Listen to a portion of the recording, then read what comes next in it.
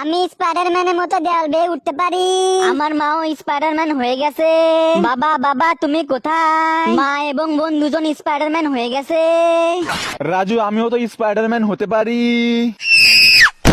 রাজু আমরা সবাই মিলে চাঁদে যাব, গিয়ে স্পাইডারম্যানের শহর ঘুরে দেখে আসবো। কিন্তু আমি এখনো তো স্পাইডারম্যান হইনি। আমি তোমাকে এখনই স্পাইডারম্যান বানিয়ে দিচ্ছি। আহা আমিও তো এখন স্পাইডারম্যানের মতো উঠতে পারবো। আরে আমার বাবার মতো দেখতে একজন মানুষ রোবট হয়ে গেল। আরে রাস্তায় এত রোবট কেন? আমরা কি রোবটের শহরে চলে এলাম নাকি? মা এই গোটা শহর রোবট দিয়ে ভরে গেছে। বাচ্চা চিন্তা করো না, আমরা এই শহর ছেড়ে চলে যাব। হ্যাঁ মা এটাই ভালো হবে।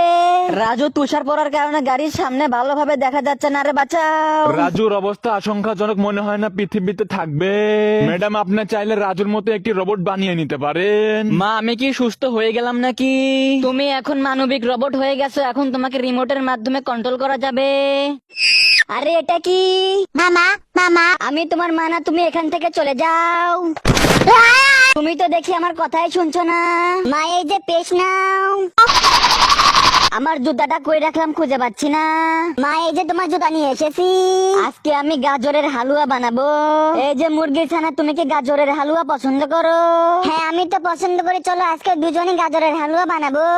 রাজু ভাই আমার এত গরম লাগছে কেন? আমার কি হলো?